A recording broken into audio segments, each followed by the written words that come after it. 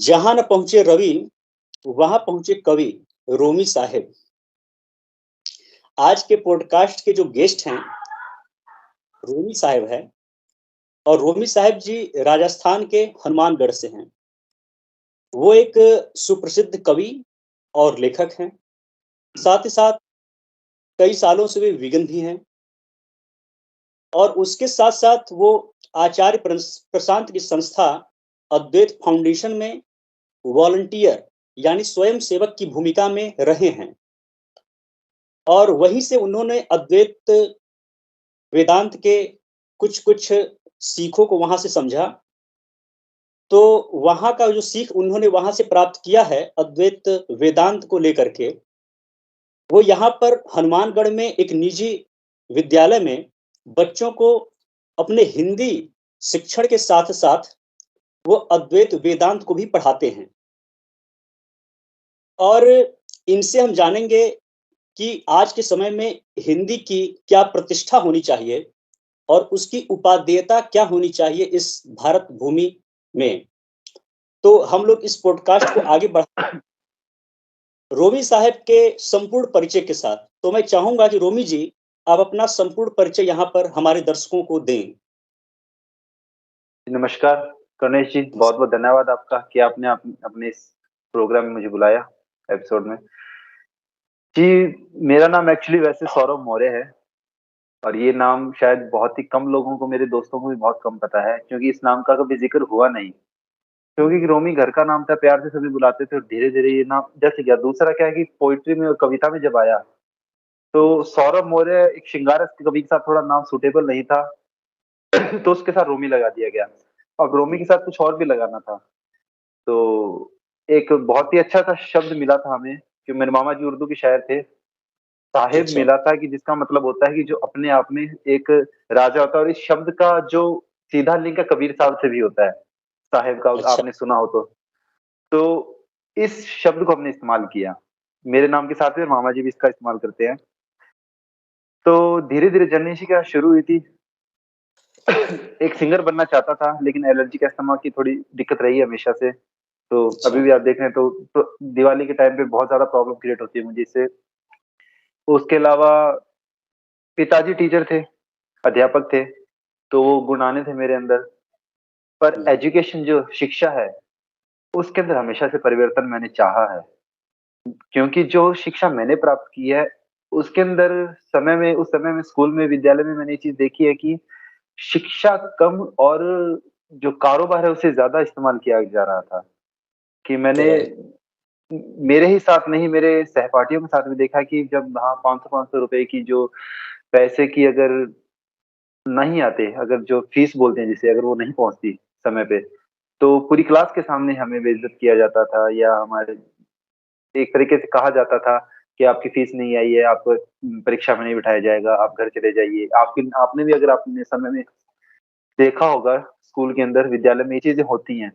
तो ये चीज़ मुझे सोचने पे मजबूर किया करती थी। मुझे बहुत ज़्यादा ये विचारने बिंदु लगा करते थे कि क्या सिर्फ़ शिक्षा का अर्थ ही है कि जो हमारे पिताजी हैं या हमारी माताजी वो पैसा स्कूल में भरेंगी, उसके बाद हमें पढ़ाया जाएगा और हमारे हुँ, नंबर कितने आते हैं उस हिसाब से स्कूल हमें इज़्ज़त देगा। आप देखिए पॉइंट को समझिए कि पैसा हमारे परिवार की तरफ से कितना जल्दी समय पे स्कूल में पहुँच रहा है। दूसरा हम नंबर कितने अच्छे लेकर आते हैं, ये 2 बातें परस्पर सही चल रही हैं तो स्कूल हमें इज़्ज़त देता है। अगर हमारे समय पे पैसा नहीं आ रहा तो स्कूल के लिए हम थोड़े लो कैटेगरी में चले जाएँगे। दूसरा फिर हुँ, स्कूल देखता है कि क्या ये बच्चा रिज़ल्ट देता है स्कूल को। रिज़ल्ट कौन-सा सिर्फ़ परीक्षा के अंदर जो हिंदी, इंग्लिश, मैथ, साइंस जो ये सब्जेक्ट हैं, विषय हैं जो, उनके अंदर क्या हमें ये अच्छा रिज़ल्ट देता है, अच्छा परिणाम देता है स्कूल को राज्य स्तर पे या जिला स्तर पे, तो वो इज़्ज़त करते हैं। इसके हुँ, अलावा जो कौशल बच्चे के अंदर होते हैं, इसके अलावा जो कौशल बच्चे के अंदर होते हैं, उनमें विचार नहीं किया जाता। हुँ, हुँ, राइट, बच्चा एक अच्छा गायक हो सकता है, बच्चा एक अच्छा कवि हो सकता है, बच्चा एक बिल्कुल, अच्छा वक्ता हो सकता है। बिल्कुल, बहुत सारे लोग हैं और प्रसिद्धियाँ मेरे हिसाब से जहाँ तक मैंने देखा है कि बेहतरीन-बेहतरीन वक्ताओं को प्रसिद्धियाँ मिली हैं और वो हुँ, किस बाद में जब वो एक प्रसिद्ध वक्ता बन जाता है तो जितने विद्यालय हैं वो क्रेडिट लेने के लिए पहुँच जाते हैं कि हमारा बच्चा हमने पढ़ाया, हमने पढ़ाया। लेकिन विद्यालय समय में जब वो होता है, तब इस चीज़ को कभी अहमियत दी नहीं जाती। ये चीज़ देखी है मैंने कि हम कितने अच्छे वक्ता हैं, इससे किसी को कोई मतलब नहीं था। मतलब इससे था कि हम परिणाम कितना अच्छा देते हैं।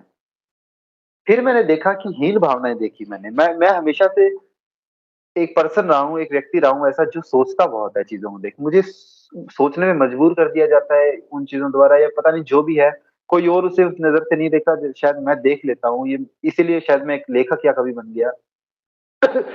वो उसे सीधा-सीधा नाक कह सकते हैं, वो नॉज़ी कहेंगे उसे। Where is your hanky? ये कुछ रटे-रटाए शब्द हैं जो उन्होंने शायद खुद सीखे हैं। एट द मोमेंट उन्होंने खुद सीखे हैं। बिल्कुल। क्यों ताकि वो अपने बच्चे को ये चीज़ सिखा सके। बेटा आपकी आइज़ कहाँ है? बेटा नोज़ कहाँ है? वो छोटे-छोटे बच्चों को जैसे घर में प्ले स्कूल टाइप शिक्षा दी जाती है ना माँ द्वारा, तो माँ उन्हें वो शिक्षा दे रही है। माँ सबसे पहले क्या कर रही है? माँ अपने बच्चे को अपनी भाषा से और अपने संस्कृति से दूर कर रही है और उसे एक ऐसी संस्कृति की तरफ लेके जा रही है, जो जिसे हम कहते हैं ना हमने हमेशा एक सुलेख लिखा है कि माता हमारी पहली अध्यापिका होती है, हमारी पहली गुरु होती है। तो ये माता उन्हें भाषा से और संस्कृति से दूर कर रही हैं। फिर मैंने देखा कि वो उनसे बात कर रही हैं, इंग्लिश में ज़्यादा बात करने की कोशिश करती हैं और बच्चे को राम नहीं पता, बच्चे को कृष्ण नहीं पता, बच्चे को दिखाया जाता है फ़ोन के ऊपर हैरी पॉटर। तो आप समझ रहे हो कि उस छोटे से बच्चे का जहाँ पे यानी कि उसका दिमाग है जो बुद्धि उसकी जहाँ विकसित होने का होता है समय कि हम उसे अच्छी चीज़ें सिखा सकते हैं, वो संस्कारों का पिंड होता है। उसे वहाँ पे उसके जो आइडल हैं, वो बनाए जा रहे हैं कौन? Harry Potter. हुँ। उस बच्चे का खुद का कौशल है क्या? झाड़ू पे पैर गुड़ गया। हमारे जो असली हीरोज़ हैं उनके बारे में कभी बताया नहीं जाता बच्चों को ठीक से। फिर सर क्या हुआ गणेश जी कि मैं स्किल इंडिया में गया था। प्रधानमंत्री ने बहुत ही अच्छी एक योजना शुरू की थी स्किल इंडिया जिसके अंदर बच्चों के अंदर कौशल भरा जाने लगा, कि कोई भी बच्चा सिर्फ डिग्री के बेस पे ना कमाए, अगर उसके पास डिग्री नहीं है तो अपने कौशल के बेस पे भी पैसा कमा सकता है। स्किल इंडिया पे मैं एज़ ए कंप्यूटर टेक्नीशियन और एक कंप्यूटर टीचर के तौर पे गया था, आईटी टीचर के तौर पर। वहाँ पे मैंने बहुत अच्छे लड़के-लड़कियों को पढ़ाया, बहुत ही अच्छे मेरे विद्यार्थी रहे थे, उनको बहुत अच्छी जॉब भी कर रहे हैं, कोई गुड़गाँव में है, कोई दिल्ली में है, काम कर रहे हैं सभी अपना-अपना।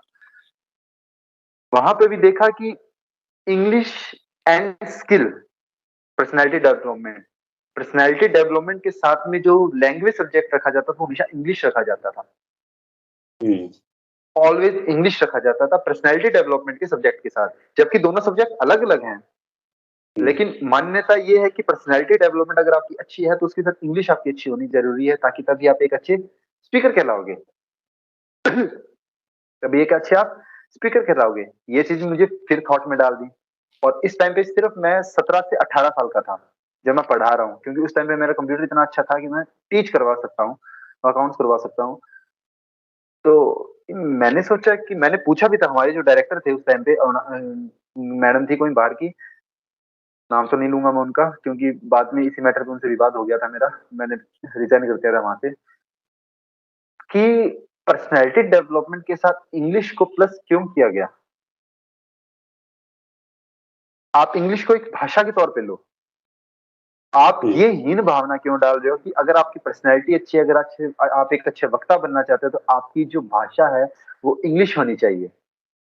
बिल्कुल, बिल्कुल। क्या ये क्या बढ़ावा दी का जाती क्या कारण है? नहीं सर, वही तो मैं कह रहा हूँ कि ये हीन भावना कहाँ से शुरू होती है? मैं यही सोच रहा हूँ कि मेरे को हँसी आई। मैं हँस रहा हूँ इन चीज़ों को देख के कि वो बच्चे जिनकी जड़ गाँव है, क्योंकि मैंने हमेशा मेरा टारगेट रहा है कि मैंने गाँवों को बच्चों को पढ़ाना ज़्यादा सही समझा है, क्योंकि उन बच्चों के अंदर कौशल भरना बहुत ज़रूरी है, क्योंकि वो जो बच्चियाँ जिनकी शादियाँ शायद 15 साल में ही कर दी जाती है, वो कुछ सीखेंगी तो वो शायद अपने लाइफ़ में कुछ कर पाएँ, वो अपना नाम कमा पाएँ। तो मेरी एक टारगेट रहा है। वो बच्चे जो गाँवों में शायद कोई पंजाबी गाँव से आया है, तो पंजाबी बोलता है, राजस्थानी बोलता है या कोई हिंदी बोलता है। उन्हें हिंदी भी ठीक से नहीं आती गाँव के बच्चों को, क्योंकि गाँव में जड़ भाषा हमेशा बोली जाती है, जो लोकल लैंग्वेज है, वो जड़ से जुड़े सर आपकी आवाज़ नहीं आ रही मुझे गणेश जी, कि वो बिल्कुल सही सही बोल रहे हैं। मैं ये बोल रहा था। वो जड़ से जुड़े होते हैं। आप भी जिस सोसाइटी में रहते हैं, शायद यूपी में रहते हैं, तो यूपी में आ जाओगे तो यूपी की जो भाषा है, आपके एरिया की, वो गाँवों में बेसिकली बोली जाएगी, वहाँ पे हिंदी इतना या प्रॉपर तरीके से नहीं बोली जाएगी, क्योंकि वो वहाँ की मातृभाषा वही रहेगी, मिट्टी की भाषा है वो। गाँव वाले हमेशा इस भाषा से जुड़े होते हैं। वो बच्चा बाहर आया है तो उसे पहले कौन-सी भाषा का ज्ञान देना चाहिए ठीक से? हिंदी का देना चाहिए। बिल्कुल देना चाहिए। हिंदी हमारी मातृभाषा है, हमारी माँ है। हम माँ का उसे नहीं बता रहे, हम एक विदेशी आंटी अंग्रेजी का उसे बता रहे हैं बच्चे को। हम माँ के बारे में नहीं बता रहे कि तुम्हारी माँ बेटा ये है, तुम बाहर आए हो, तुम्हें तुम्हारी माँ से मिलाते हैं। तुम्हारी माँ है, माँ का ज़्यादा ज्ञान नहीं दिया जा रहा, विदेशी आंटी का ज्ञान दिया जा रहा है। तो ये चीज़ें विचार बनते हैं यहाँ से। मैंने कहा यार परिवर्तन तो चाहिए, परिवर्तन कहीं से तो होगा। 17-18 साल की एज की थोड़ा भटकने की एज होती है ये, आप समझते हो। मैंने कहा कि एक काम करते हैं, ये जो गुरु बैठते हैं ना बड़े-बड़े, इनके पास जाया जाता है, देखते हैं इनके पास ज्ञान है क्या? इनके पास एक्चुअल में ज्ञान है क्या? तो मैं डायरेक्टली नेम नहीं लूँगा, क्योंकि नेम लेने से शायद कुछ अपने साथी मानते हों, दोस्त जो देखने वाले, तो उनको भावनाओं को ठेस पहुँचे। मैं सभी जगहों पर गया, लगभग हर गुरु के पास गया, जो बड़े-बड़े जो गद्दियों पे बैठे, बड़े-बड़ों के पास गया मैं। उनमें से कुछ 1-2 जेल में भी हैं और कुछ जेल में नहीं है। तो पाखंड दिख रहा हर जगह पाखंड का। मैंने सबसे पहले मेरे दिमाग में ये चीज़ आई थी, मैंने भाषा वाला टॉपिक हटा के मैंने ये सोचा कि यार देखो सबसे मेन पॉइंट चलता है कि मैं एक चीज़ सोचूँ कि जातिवाद, समाज को जो खोखला करता है। जब मैं गुरु के पास गया मेरे भाषा वाला टॉपिक पहले नहीं है, पहले ये दिमाग में आया क्योंकि वहाँ पे जो सत्संग में बैठा था ना, जहाँ से मेरा दिमाग हिला था, वहाँ पे गुरुजी जो थे, जो बाबा जी बैठे थे, वो बोल रहे थे कि हमें हिंदू मुसलमानों में प्यार रखना चाहिए, हमें जातिवाद नहीं दिखाना चाहिए। और उनकी और लाखों की भीड़ थी सर, लाखों की भीड़ थी। और मैं सोच रहा था कि इतने ही बाबा, जितने बाबा उनके पास लाखों की भीड़ आती है, लगभग देश का एक बहुत बड़ा हिस्सा इनके पास आता है। और लगभग हर बाबा ये बात बोलता-बोलता जातिवाद मत करो, धर्मवाद मत करो। मैं सोच रहा हूँ कि अगर इतने लोगों के फॉलोअर्स ऐसे हैं, इतने फॉलोअर्स हैं इनके और अगर ये सीट पे बंदा बैठा है, इसकी ये बात सुनते हैं, मानते हैं, तो जातिवाद है क्यों? पाखंड की शुरुआत यहाँ से होती है। अगर मैं सर एक रेप्यूटेड वक्ता हूँ, मैं एक गुरु, कोई मुझे आचार्य कहता है या मुझे बच्चे मेरे मेरे सामने पढ़ते हैं, अगर मैं ये ज्ञान दे रहा हूँ कि बेटा जातिवाद मत करो, धर्मवाद मत करो, अपने बच्चे दूसरी जातियों में ब्याहो, एक नाता जोड़ो समाज के साथ और मेरे सुनने वाले मेरे अंधभक्त कह सकते हो आप या ऐसे भक्त हैं जो मेरी बात टालेंगे ही नहीं, तो समाज में हुँ, जातिवाद है क्यों? हुँ। या तो पाखंडी सर आप हो या पाखंडी आपके भक्त हैं, जो आपके सामने बैठे हैं। फिर ऐसे ही एक दिन स्क्रॉल करते-करते मेरे सामने एक आचार्य जी की वीडियो आई। हुँ, मेरे को नहीं पता था पहले कि अद्वैत वेदांत के टीचर हैं वगैरह, इनके विचार बड़े अच्छे लगते थे। जो हुँ। 1-1 मिनट के शॉर्ट्स में भी ये अब मैं आपको यहाँ पे रोकना चाहूँगा, मुझे माफ़ जी, जी। करिएगा। ये जो चीज़ आप कंटिन्यू करेंगे, ये हम लोग दूसरे प्रश्न में इसको ले लेंगे। हाँ, जी, जी, जी, अद्वैत जी। मैं आपसे हाँ, पहला तो प्रश्न भाषा से वाला जी, बोलें? जी, भाषा वाले प्रश्न पे मैं दोबारा आता हूँ कि जैसे ही स्किल का खत्म हुआ, अब मैं इसको मैं जॉइन करता हूँ कि आचार्य जी की एंट्री यहाँ पे होती है, लेकिन आचार्य जी का टाइम थोड़ा स्किप करते हैं अगले क्वेश्चन के लिए, उसके बाद थोड़ा आगे आते हैं। ये बात है 2020 की और 21 की, कोरोना टाइम की। कोरोना टाइम में लॉकडाउन स्कूल चला करते थे, आपको पता हो, ऑनलाइन स्कूल चला करते थे, क्लासेस चला करती थी। उस टाइम हुँ, पे मैंने स्कूल में जॉब करने के लिए अप्लाई करना शुरू किया क्योंकि उस टाइम पे स्किल इंडिया बंद हो चुका था और गाँव के बच्चे स्किल ऑनलाइन सीख नहीं सकते। तो लॉकडाउन मैंने कुछ टाइम पढ़ाया, पर सब्जेक्ट में मेरे को इतना मज़ा आया नहीं कंप्यूटर में और मैं हिंदी की तरफ बहुत ज़्यादा अट्रैक्ट हो गया था क्योंकि मेरे दिमाग में वो बार-बार बात घूम रही थी कि पर्सनैलिटी डेवलपमेंट प्लस इंग्लिश क्यों? फिर जैसे स्कूल खुले इन द एंड ऑफ 2021 2021 के अंत में जैसे ही स्कूल खुले, मैं वैसे स्कूल के अंदर जाता हूँ और सर मैं क्या पाता हूँ, बड़ी हैरान करेगी आपको बात, मैं जाता हूँ 12वीं कक्षा, बोर्ड कक्षा है जो, 12वीं कक्षा के विद्यार्थियों के पास मुझे हिंदी पढ़ाने के लिए भेजा जाता है और मैंने हिंदी ले भी ली, मैंने कहा चलो आज हिंदी पढ़ा के देखते, उससे पहले मैंने हिंदी पढ़ाई नहीं। मैंने खुद पढ़ी है लेकिन मैंने पढ़ाई नहीं की और मुझे साथ में म्यूज़िक के लिए भेजा गया। तो मैं जो बीट बेस म्यूज़िक होते हैं कॉन्गो या डफली वगैरह, तो ये मैं बजा लेता हूँ, बच्चों को करवाने के लिए मैं गया क्लास में। मैंने कहा 2 चीज़ें हैं कि मेरे पास म्यूज़िक और हिंदी है तो मैं दोनों को मिक्स करता हूँ। मैंने सोचा म्यूज़िक पे क्यों ना इनको कबीर जी के दोहे करवाए जाए, सबसे बेस्ट चीज़ है, कहीं से तो चेंज आए। मैंने 12th क्लास के बच्चों को सर पूछा, कबीर जी का कोई दोहा आता है? बच्चे का प्रश्न हिंदी की क्लास में इंग्लिश में था, sir who is Kabir? And I was shocked, मैं शॉक्ड। कबीर कौन है? बेटा तुम कैसी बातें कर रहे हो? तुम्हारे घर में कभी कबीर जी के दोहे नहीं चले सुबह-सुबह? हमारे चला करते थे। तुम्हारे घर में सुबह-सुबह कबीर जी के दोहे नहीं चले? कहता सर नहीं हमें नहीं पता कबीर जी किसकी बात कर रहे हो आप? कभी शमशान भूमि गए हो बेटा? कभी गए हो किसी की मृत्यु पर तो वहां दीवारों पे कबीर जी की पंक्तियां लिखी होती हैं, चलती चाकी दे के दिया कबीरा रोए, दो पातन के बीच में वचन सावन, शमशान में लिखी होती है लाइन। कभी गए हो, देखी होगी लाइन कबीर जी की शमशान में? वो पता ही नहीं कबीर जी। 12th क्लास के बच्चे का रिएक्शन देख के मैंने फट से ये सोचा कि गड़बड़ बहुत बड़ी है, गड़बड़ विद्यार्थियों में नहीं, गड़बड़ टीचर्स में है। बिकॉज वो 12वीं कक्षा का बच्चा 12 साल से उसी स्कूल में है, तो यानी वो फर्स्ट क्लास से जब चला है तब भी उसे कबीर का नाम नहीं बताएगा, तो उसे 12वीं में कैसे पता होगा? अगर ये गलती सेकंड क्लास का, थर्ड क्लास का बच्चा करे, मैं समझ सकता हूँ कि छोटा है, शायद बड़ा हो धीरे धीरे समझ जाए। वहां जहर घोलता मेरे समझ में आया। वहां मैंने टीचर से बात की और कुछ टाइम बाद मेरे को समझ में आया कि हिंदी की क्लास में सर इंग्लिश में ही बात होती थी, तो बच्चे को हिंदी का पता कैसे हो? हिंदी की क्लास में प्रश्न को प्रश्न नहीं कहा जा रहा, उत्तर को उत्तर नहीं कहा जा रहा, क्वेश्चन और आंसर की बात कर रहे हैं वहां पर।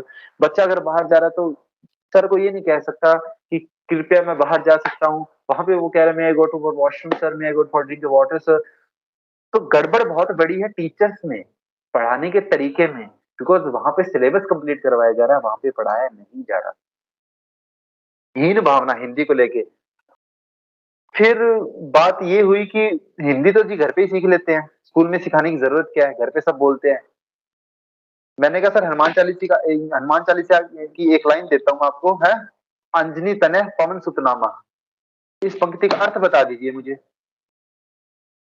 किसी बच्चे से पूछ के बता दीजिए, हिंदी की लाइन है, बहुत ही सरल हिंदी की लाइन है, जहां से हिंदी जन्मी, अवधि अवध की लाइन है, अंजनी तनय पवन सुतनामा। नहीं पता अंजनी कौन, नहीं पता तनय का अर्थ पुत्र होता है, नहीं पता पवन सुतनामा का अर्थ क्या हो रहा है। आप कह रहे हो घर पे सीख जाते हैं, साहित्य तो साहित्य होता है ना सर, साहित्य तो साहित्य होता है, तो उसमें भाषा की बात ही नहीं है। आप अंग्रेजी या चाहे हिंदी की बात करो, आप साहित्य पे क्यों नहीं जा रहे? साहित्य घर पे नहीं सीखा जाता सर। और कौन से घर की बात कर रहे हो आप, जहाँ पे मम्मी आईज को आईज, आंख को आईज बता रही है, नाक को नोज बता रही है, नोज भी नोज ही बोलती है वो नोज ही बोलती है, ये तो इंग्लिश भी नहीं है। इनको तो इंग्लिश भी नहीं पता ना ठीक से, सर अंग्रेजी पता हो। यहाँ से आपको ये लगा कि मुझे हिंदी पढ़ाना, पाठन का कार्यक्रम प्रारंभ हाँ, करना चाहिए। फिर मैंने हिंदी पकड़ी सर, उसके बाद में मैंने स्कूल छोड़ा। अब इस चीज को यहाँ पर हम लोग स्टॉप करते हैं, इस चीज को भी दूसरे प्रश्न में कंटिन्यू कर दीजिएगा। मैं ये चाहता हूँ कि पहले प्रश्न का हम लोग यहाँ पर कुछ आप बताइए, क्योंकि हम लोगों ने पहला जो प्रश्न रखा है आपके लिए वो कुछ इस तरीके से है कि आपने वीगन जर्नी कब से स्टार्ट करी और कब से आप वीगन हैं? मैंने ये भी सुना कि आप पहले मांसाहारी थे और तो आपने वीगन में कन्वर्ट कैसे कर लिया आपने? इसके बारे में थोड़ा-सा प्रकाश डालें। सर मांसाहारी था क्योंकि क्षत्रिय फैमिली में जन्मा हूँ, तो मांसाहार से दूर रहना मेरे लिए बहुत मुश्किल था बचपन से ही। और बचपन से हमारे अंदर ये भावना भरी गई कि क्षत्रिय तो मांस छोड़ ही नहीं सकता। मैंने 2-3 बार छोड़ने की कोशिश की, तो उस आदत के कारण कह लीजिए, स्वाद के कारण कह लीजिए, मैं नहीं छोड़ पाया। फिर वाईवी की टीम और आचार्य जी, दोनों का बड़ा योगदान रहा इस चीज में। अच्छा। क्लैरिटी ऐसी आई कि मैं जब आचार्य प्रशांत के पास जाकर वापस लौटता हूँ, वो व्यक्ति जो दूध मक्खन के बिना रह नहीं सकता, जिसके घर पे 3 से 4 किलो दूध आता है, जिसमें 2 किलो अकेला दूध पीने वाला मैं हूँ, जो मक्खन और घी से झर रही रोटियां होती है ना, जिसे कहते हैं टपक रहा होता है घी, उसके बिना खाना नहीं खाता, वो व्यक्ति घर पे आके कहता है कि मुझे दूध नहीं पीना, तो भौकाल मचता है घर पे। ये कन्वर्टर, ये जो चेंज आया है, कन्वर्जन हुआ है, ये कैसे हुआ है कि मैं गौशाला में काम करता था, सेवा करता हूँ, आज भी करता हूँ, नो डाउट आज भी करता हूँ। गौशाला में नहीं करता, लेकिन सड़क पे जो गायें सर्दी में भटक रही है, उनको गुड़ खिलाने जाते हैं हम सर्दियों में, या बीमार गायें तो सेवा के लिए पहुंच जाते हैं, हमारी एक टीम बनी हुई है। गौशाला में बीमार गायों के जो बाड़ा होता है, उसमें झाड़ू लगाता हूँ मैं सुबह सुबह, आदत थी, कि एक सेवा भाव था। वहां पर देखा मैंने कि एक बाड़ा बना हुआ है, जिसके अंदर सर सिर्फ मेल, यानी कि गाय जिसे अपने बैल बोलते हैं, बैल थे। उसमें एक गाय को प्रेग्नेंट करने के लिए, ये चीज मुझे बाद में समझ में आई थी कि दूध के पीछे रीजन ही है, पर ये सीन मैंने पहले देख लिया था प्रेगनेंसी वाला। प्रेग्नेंट करने के लिए एक गाय को कम से कम 50 बैल के बीच में खुला छोड़ दिया जाता है। कि वो कोई तो बैल होगा जो इसे प्रैक्टिस करेगा। ये बात है कक्षा 10 की, जब मैं था, जब पहली बार ये सीन देखा तो बहुत ही मेमोरी मेरी अब धुंधली हो गई है, बहुत पुरानी बात है। एक हमारे भैया थे, साथ में काम करते थे, उनकी गाय थी, उन्होंने प्रेग्नेंट करवाना था ताकि वो दूध दें, यही सिस्टम होगा दूध वाला। उस गाय के साथ हादसा क्या हुआ कि बैलों के उसके साथ, जो भी भाषा का इस्तेमाल मैं नहीं कर सकता, बैलों ने जो भी किया उस टाइम पे उस गाय की, इतने बैलों के बीच में आप समझ सकते हो, उस गाय की पैर की हड्डी टूट गई। वो इमरजेंसी में हम भाग कर गए और हमने उस गाय को बाहर निकाला, उसके प्लास्टर किया और उसके छोटे गाय बछड़े जो होते हैं उनके बाड़े में से डाला कि ये यहाँ रेस्ट करेगा। ये सीन मेरे को बहुत ज्यादा अजीब लगा कि मैंने कि एक गाय को इतने बैल के बीच में भेजा क्यों गया, जहां वो बड़े बड़े बैल, आप समझ सकते हो, तंदुरुस्त बैल, वो स्पेशली इसीलिए रखे जाते हैं जो प्रेग्नेंट कर सके। उसके बाद में सर मैंने देखा कि उसमें क्या कुछ सालों बाद में जब सेवा के लिए गया तो दूध के कंटेनर आ रहे हैं बाहर। मतलब कि बड़े बड़े जो गाड़ियां होती है, ट्रैक्टर जो जिसमें पेट्रोल आता है, जो दूध भी आता है सरस का या अपने अमूल वगैरह का दूध आता है सीधा थैली वाला, जो बड़ा या खुला दूध भी आता है उसमें, उतने बड़े कंटेनर। मैंने कहा यार इतनी सी गौशाला, इतनी गाय और इतना दूध, कारण क्या है? धीरे धीरे सर्च करने में पता लगा कि भाई साहब इंजेक्शन दिए जाते हैं दूध के लिए। मैंने कहा तो फिर तो ये दूध भी नहीं है जो मेरे शरीर में भी जा रहा था उस टाइम पे। तो मैंने कहा तुम तो कुछ और ही डाल रहे हो शरीर में सुबह सुबह मेरे, क्योंकि सुबह सेवा करते थे, चाय वगैरह मिलती थी, वहीं दूध वगैरह मिल जाता था, सेवा करते थे तो हम एक तरीके से सेवादार होते थे हम दिए। मैंने कहा तुम तो मेरे शरीर में भी कुछ और डाल रहे हो, मुझे पता नहीं मेरे शरीर में जा क्या रहा है तुम्हारी तरफ से। फिर धीरे धीरे बाईवी के और जब आचार्य जी को सुना तो समझ ही में आया, पूरा प्रोसीजर मैंने समझ में आया, क्लैरिटी मेरे को हुई कि ये करके सीन हुआ है, कि ऐसे करके गायों के साथ होता है। फिर यहीं पे नहीं, वीगनवाद सिर्फ एक दूध छोड़ने से नहीं आता, सिर्फ दूध छोड़ने से नहीं आता वीगनवाद। हमारे भद्रकाली का मंदिर है सर। अब भद्रकाली का मंदिर तो आप समझ सकते हो कि वहां पे क्या होता होगा। वहां पे बकरों की बलि दी जाती है खुलेआम बकरे लाए जाते हैं। एक माँ मैंने देखी थी, उसका बच्चा बीमार है और वो अपने बच्चे की खैरियत के लिए दुआ करती है कि हे माता मैं तेरे बकरे की बलि दूंगी, तू मेरे बच्चे को ठीक कर दे। मतलब तुम क्या बात कर रहे हो, बड़ी इलॉजिकल बात कर रहे हो। तुम एक माँ से कह रहे हो कि तुम अपने एक बच्चे को बचा लो, मैं तुम्हारे दूसरे बच्चे को मार दूंगी। भद्रकाली हमारी माँ है, माँ काली हमारी माँ है। हम अपनी माँ से कह रहे हैं कि माँ तू मेरे, यानी ये जो तेरा ही बच्चा है, तू अपने इस बच्चे को बचा ले, मैं तेरे दूसरे बच्चे को काट के मार दूंगी। समझ रहे हैं आप बात को? मेरा बड़ा सही चीज है यार ये तो, मतलब जो ये कर रहे हैं इनकी बुद्धि कमाल की है। मतलब सौ बार की नजर उतारो इन बुद्धियों पर। तो वो बकरा कटा सर, वो बकरा कटा। फिर जैसे पहले से भी जाता था मैं माने, मैंने वहां देखा है, मैंने जब मैं मांसाहारी था मैंने खाया भी है वहां पे वो जो कटता है। बाद में मैंने देखा कि वहां पे जितने लोग वो आते हैं ना, वो भद्रकाली का प्रसाद कहने के नाम पर, वो कोई प्रसाद खाने तो नहीं आता।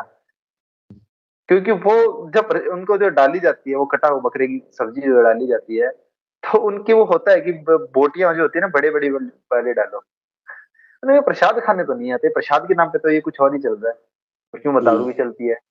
अब दारू के साथ तो मांस का सीधा सीधा कॉम्बिनेशन है। तो तुम तो भाई यहाँ पे कुछ और ही करने आते हो, तुमने तो ये एक बार बना दिया है माता के मंदिर को। नॉर्मल सी बात है। और कौन सी बलि, किसकी बलि?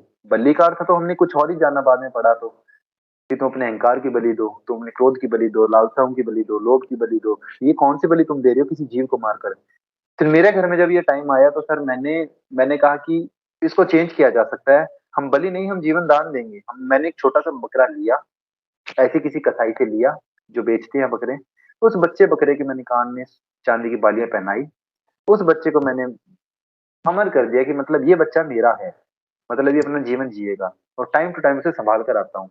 मैंने बीच में फोटोज भी शेयर की, अगर आपने देखी तो, एक बकरे के साथ में मैं गोद में था मेरे, उसको मैंने उसको मैंने जीवन दान दिया। मैंने कहा तुम्हें करना ही है तो तुम अच्छा काम करो ना, धर्म के नाम पे कर रहे हो, अच्छा काम करो, चेंज कर दो, प्रोसीजर चेंज कर दो। जीवन दान दोगे तो 100 लोग तुम्हें पूछेंगे, तुमने बकरा काट दिया तो कोई नहीं पूछेगा तुम्हें। और 100 लोग पूछेंगे मतलब ये नहीं कि तुम्हारी प्रशंसा होगी, 100 लोग पूछेंगे तो तुम 100 लोगों को अच्छी राय और दे पाओगे ना यार। हम्म। यहाँ से मैं हुआ वीगन। यहाँ से मैंने कहा अच्छा। नहीं यार, वेजिटेरियन भी सिस्टम समझ से बाहर हो गया था उस टाइम पे, क्योंकि दूध का सिस्टम मैं पहले देख चुका था, पाखंड मैं फिर देख चुका था। उसके अलावा आसपास के लोग ऐसे कृष्ण नाम पे मक्खन चटाया जा रहा है, मेरे जैसे कृष्ण के मक्खन लगता है। मैं जन्माष्टमी की, मैं थिएटर आर्टिस्ट भी हूँ, तो जन्माष्टमी में मेरा पूरा योगदान रहता है। मैं देख रहा हूँ कृष्ण के नाम पे जो मक्खन चटाया जा रहा है, मैं मेरे वो सीन याद आता है कि यार गौशाला में मैंने क्या देखा था, वो गाय का पैर टूट गया था यार। 60 बैल के बीच में उस अकेली गाय को भेज दिया गया था, और भेजी जाती है आज भी। और किसके पीछे टूटा था? इसी के लिए तो पीछे टूटा था कि वो प्रेग्नेंट होगी तो दूध देगी। तुम्हारे मक्खन के लिए तुमने गाय कि तुम ये हालत कर देते हो। सीधा सीधा ये ग्रुप ग्रुप रेप बोलते हैं ना, जिसे आपने सुना होगा, ग्रुप रेप। हम्म। ग्रुप रेप जिसे बोलते हैं कि हाँ। मतलब तुमने एक कमरे में 10 लड़के बिठा रखे हैं और तुमने एक लड़की को जबरदस्ती उसमें घुसा दिया। तो लड़की बचने की कोशिश में, कभी उसकी हड्डियां टूट रही हैं, कभी पैर उसका टूट रहा है, कभी मतलब कि वो भागने की कोशिश, और फिर वो जबरदस्ती तुमने उसको मतलब, कोई लड़की को छू भी देता है ना तो उसकी गरिमा भंग हो जाती है एक तरीके से, लड़की के अपने आप में, कि इसने मुझे छू कैसे दिया। वहां पे तो तुमने एक बिना कपड़ों के एक लड़की को सीधा भेज दिया। तो उसके बाद में उसके साथ क्या, वो प्रेग्नेंट भी हुई, और किस किसने कैसे, किस लिए? ताकि वो अपने ब्रेस्ट से दूध दे सके, अपने थनों से दूध दे सके। और वो मक्खन, उसका तुम मक्खन बना के कृष्ण को चटा रहे हो। तो तुम जो जो कृष्ण तुम समझते हो वो कृष्ण तो तुम्हारे ही तल के हुए फिर। कि हमारे कृष्ण तो ऐसे नहीं थे जो दूध के लिए ये हिंसाएं करवाएंगे। तो ये जर्नी थी सर मेरी वीगनिज्म की। बहुत ही मार्मिक तरीके से आपने बताया, सुन करके मेरा दिल भर गया। और अगला प्रश्न हम लोग प्रारंभ करते हैं। जी सर। अ, आप राजस्थान में हिंदी और अद्वैत वेदांत पढ़ाते हैं, जी और मैंने देखा कि आपका एकेडमिक रिकॉर्ड्स बढ़िया रहा है इंग्लिश का। आप इंग्लिश में किसी एग्जाम्स में 100 आउट ऑफ 100 में से आपने 90 लाए थे। जी जी जी बहुत अच्छा मार्क्स होता है, 90% हुआ ये तो आपकी मतलब ये साफ है कि आपका इंग्लिश बढ़िया रहा होगा। जी। तो आपने हिंदी के प्रचार प्रसार के लिए इसका चयन कैसे किया कि आपको हिंदी पढ़ानी है, और बीच बीच में खाली समय में आप बच्चों को अद्वैत वेदांत भी पढ़ाते रहते हैं? ये प्रेरणा जी आपको कहाँ से कैसे मिली? आप कंटिन्यू सर, करिए। ये क्वेश्चन हमें लास्ट में छोड़, स्टार्टिंग में छोड़ा था आधा करके, मैंने बता हाँ। दिया। उसके बाद में जैसे मैंने कहा कि स्कूल, मैंने कबीर जी की बात हुई थी वहां छोड़ा। तो मैं स्कूल गया और वेदांत मैंने इतना जान लिया था कि मैं छोटे बच्चों को पढ़ा सकूं। आचार्य जी की मेहरबानी रही, और सारा दिन आचार्य जी को सुन सुन के किताबें पढ़ पढ़ के इतना मैंने जान लिया था। किताबें क्योंकि मैंने सर बचपन में भी पढ़ी थी, रामायण महाभारत और गीता मैंने बचपन से पढ़ी है। पर उनका जो रियल रियल मतलब है, उनका वास्तविक जो अर्थ है वो मैं समझ नहीं पाया था। हमेशा मैं ही बाकियों की तरह चमत्कारिक जो मतलब अर्थ होता है उन्हीं में उलझा रहा, मैं कभी वास्तविक अर्थ समझ नहीं पाया। और सिर्फ थी देर मुझे दिशा दिखाने की, वो मुझे आचार्य प्रशांत ने दिखाई। तो जैसे ही मेरी दिशा हटी, तो जितना ज्ञान मैंने पढ़ा था वो सब सामने आ गया, चमत्कार हट गए, वास्तविकता सामने आ गई कि उसमें क्या हो सकता है, उसका अर्थ क्या, प्रतीकों का। मैंने नया स्कूल ज्वाइन किया, मैंने कहा कि अब बड़े नहीं, जो बच्चे खराब हो चुके हैं वो कचरा बन चुके हैं, उन्हें मैं तो क्या भगवान भी नहीं सुधार सकता, खुदा जाएगा वो। क्योंकि जो बच्चा बिगड़ चुका है, जो टीचर की रिस्पेक्ट नहीं कर सकता, आदर नहीं कर सकता अध्यापक की, तो उसका कुछ किया नहीं जा सकता। मैं गया सर, फर्स्ट क्लास और सेकंड क्लास के बच्चों को मैंने पढ़ाना शुरू किया हिंदी। हमारे डायरेक्टर ने बड़ी अच्छी हैं, बहुत ही अच्छी हैं, और उन्होंने मुझे इस चीज में बहुत सहयोग किया है। और कुछ अच्छा किया तो ऐसा नहीं कि सिर्फ स्कूल लेवल पे, पेरेंट्स का भी और अभिभावकों का भी हमें बहुत योगदान आया।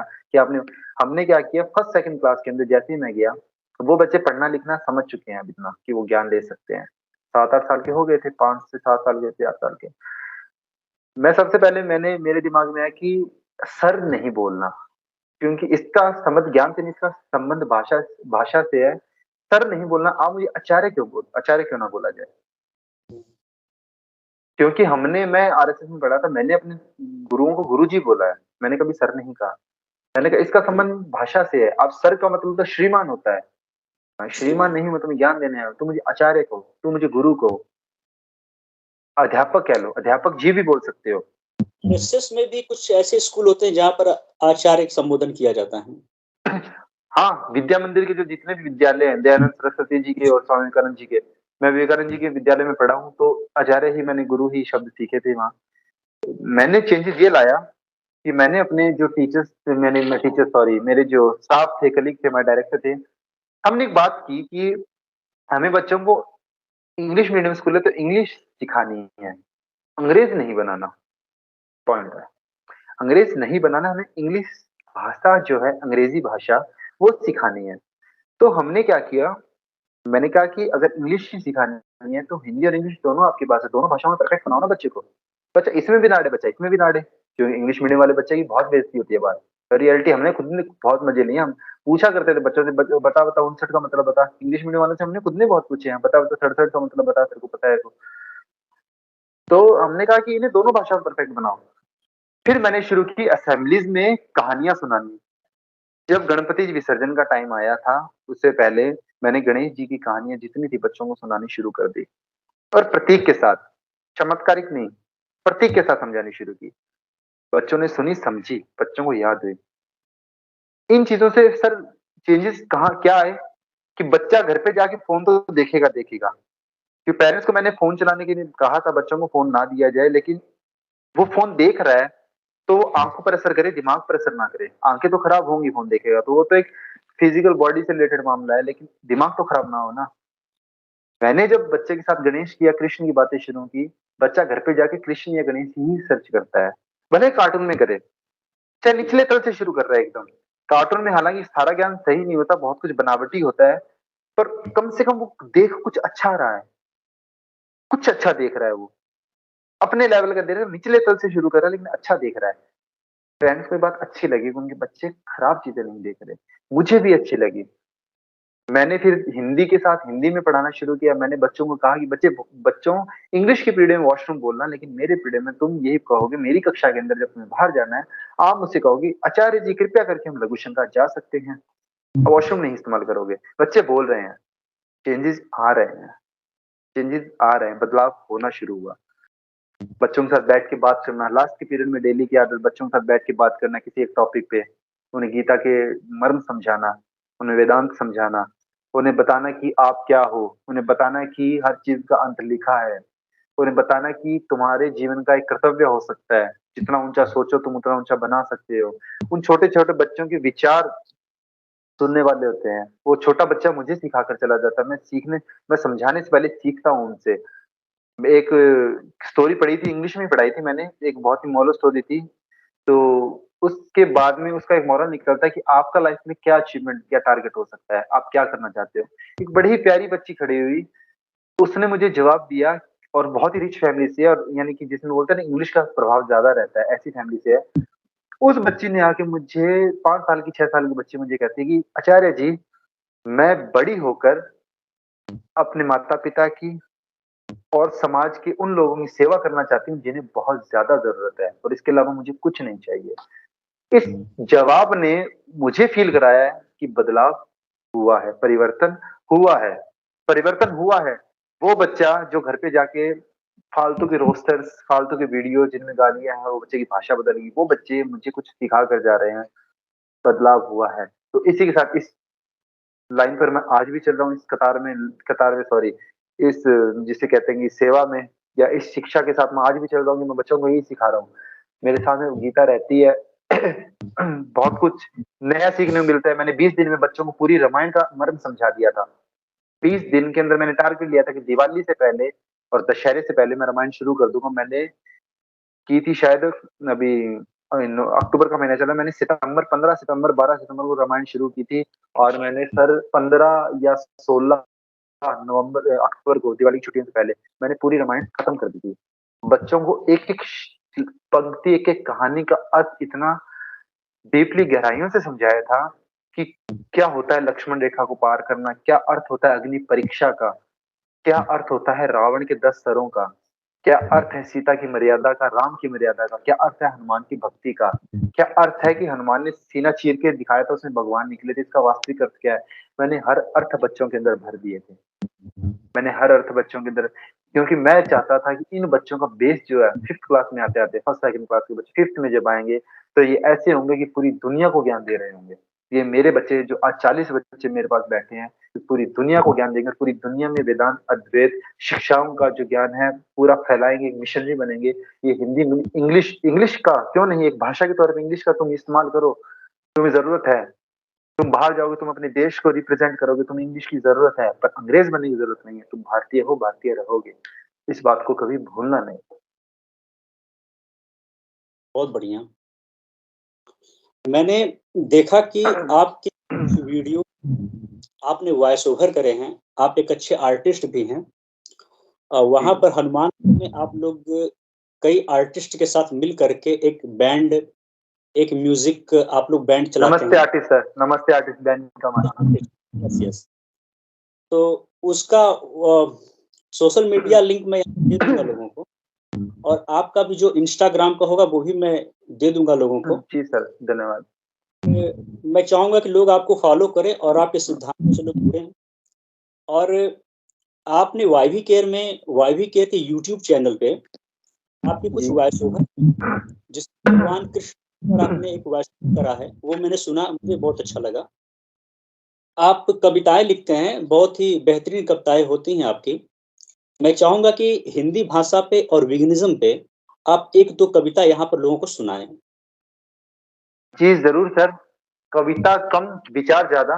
जैसे कि आपने वाईवी केयर की बात की। वाईवी केयर के साथ पहला वीडियो मैंने कृष्ण पे ही किया था, क्योंकि कृष्ण मेरे हमेशा से प्रेरणा स्रोत रहे हैं, मेरे आइडल रहे हैं। तो जो विचार मैंने आपको बताए थे कि दूध, घी, मक्खन, उन्हीं पे मैंने कृष्ण को लेके विचार मैंने रैंडमली ग्रुप में डाला था वाईवी केयर के, तो विघ्नेश सर को बड़ा अच्छा लगा। विघ्नेश सर ने कहा कि इसे शेयर किया जा करते हैं अपने। उसमें ये था कि मैं वो हूँ जिसका सिद्धांत था प्रेम। पर आपने मेरे प्रेम की सीमाएँ केवल राधा तक सीमित कर दी। आपने कभी देखा ही नहीं कि राधा सिर्फ़ मेरे जीवन का हिस्सा था, मेरा जीवन नहीं था। मैंने गौ माता को और माँ यशोदा को परस्पर बराबर स्थान दिया है। मेरे जीवन का अर्थ गाय का दूध पीना नहीं, गाय की सेवा करना था। मेरे जीवन का अर्थ पशुओं की सेवा करना था।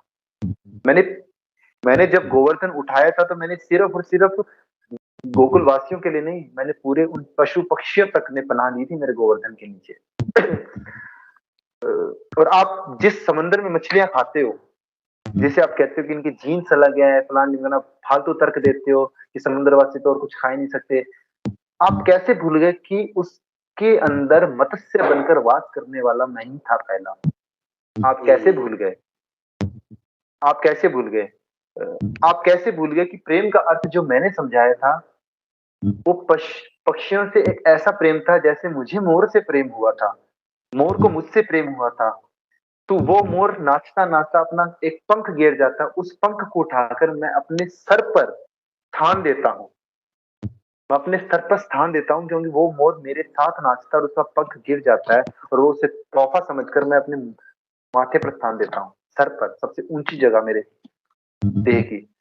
आपने क्या किया? आप मोर पंख निकाल रहे हो।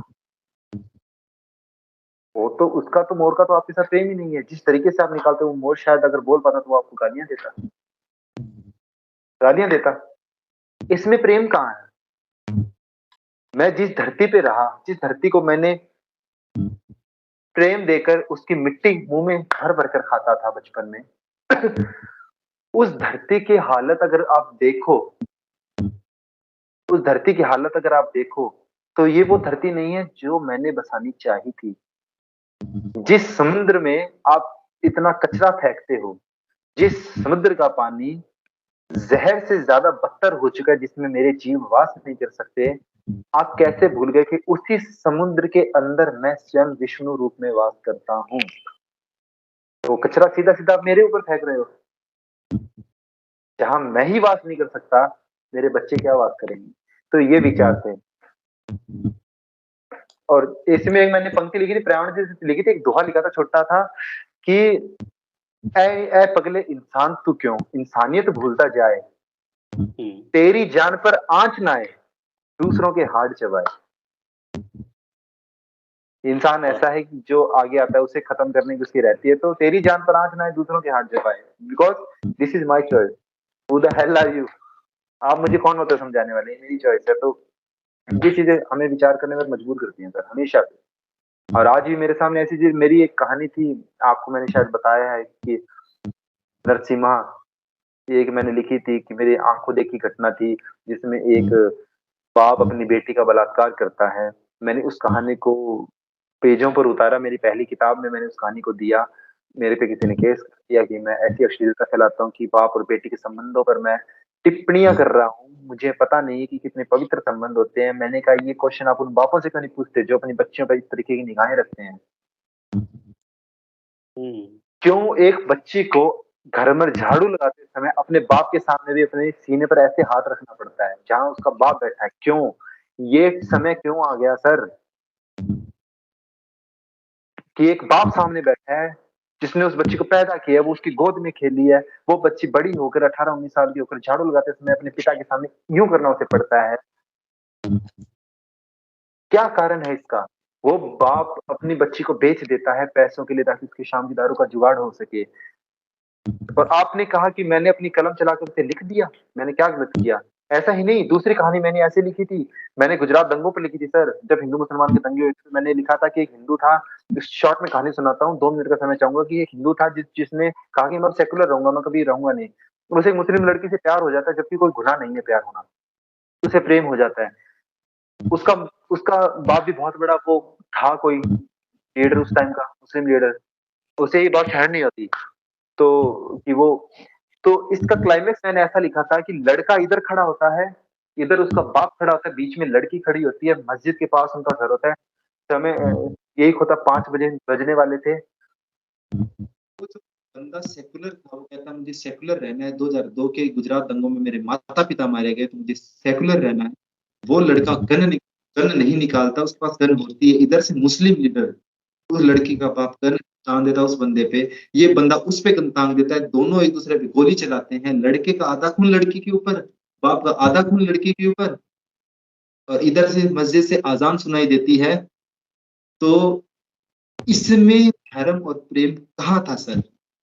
ये क्लाइमेक्स देख के मैंने क्या गलत किया कि एक साइड लड़की बीच में खड़ी है बेचारी, वो इधर से भी पीसी, इधर से भी पीसी। वो आधा खून प्रेमी का ले रही है, आधा पिता का ले रही है और अज़ान का समय हो गया है, वो अपनी दुआ करने बैठ रही है उस खून के साथ। तो इसे मैं कहाँ कहूँ कि यहाँ धर्म था या इसमें प्रेम था, इसमें इंसानियत थी। मैंने ये लिखा तो मुझे हिंदू-मुस्लिम दंगे भड़काने के लिए कहा गया। उस व्यक्ति को जिसने सारी ज़िंदगी मोहम्मद रफ़ी को सुना है, मोहम्मद रफ़ी को मैंने संगीत का भगवान मानना है उसमें मुझ पे प्रश्न उठाए गए। इस चीज़ों का फ़र्क नहीं पड़ा करता। समाज जैसा दिखाता है वैसा लिख देता हूँ। तुमको नहीं पसंद आ रहा, जैसे मरिमंटो साहब कहते थे कि मैं सिर्फ़ वो लिखता हूँ जो समाज मुझे दिखाता है। अगर मेरी कहानियाँ नाक़ाबिले बर्दाश्त है, तो इसका मतलब ये है कि ये ज़माना ही नाक़ाबिले बर्दाश्त है। बहुत विवादों में समय बीता है, क्योंकि आपने 2 जो पुस्तकें लिखी हैं, उन एक पर पुस्तक लिखी सर। एक पुस्तक आपने एक लिखी, नरसिम्हा। नरसिम्हा नहीं सर, उसका नाम था मुख्तलिफ एहसास, उसमें कहानी एक शॉर्ट उसमें स्टोरी डाली हाँ मैंने जी, नरसिम्हा। उस पर आपको बहुत विवाद का सामना करना पड़ा क्योंकि आपने सच्चाई दिखाई थी और सच्चाई लोगों को पसंद नहीं आती है। सौरभ मौर्य जी उर्फ रोमी साहब, हम लोग इस पॉडकास्ट को यहाँ पर समापन करते हैं और जी सर। आपका मैं से शुक्रिया करता हूँ क्योंकि आपने अपना बहुमूल्य बेशकीमती समय यहाँ पर दिया, क्योंकि आप दिन भर पढ़ाने का पठन-पाठन का कार्यक्रम करते हैं और रात को भी आपके बहुत सारे कार्य होते हैं। खुद आप अध्ययन करते हैं वेदांत का, तो आपके पास समय कम होता है। तो पुनः आपको मैं धन्यवाद देता हूँ और आशा करता हूँ बहुत-बहुत कि धन्यवाद पुरनेश जी आपका भी कि आप बड़ा ही अच्छा प्रोग्राम चला रहे हैं। तो बड़ा अच्छा लगा आपके साथ बात करके और बड़ी अच्छे मेहमान भी बुलाते हैं आप। मैंने आपके देखे हैं बाकी एपिसोड्स भी। मैं चाहूँगा कि अगली बार जब भी आवश्यकता होगी हमारे दर्शकों को, तो आप ज़रूर यहाँ पर पधारेंगे। जी सर, बिल्कुल, बिल्कुल। धन्यवाद, इसका हम लोग समापन करते हैं। बहुत-बहुत थैंक यू सो धन्यवाद मच। सर।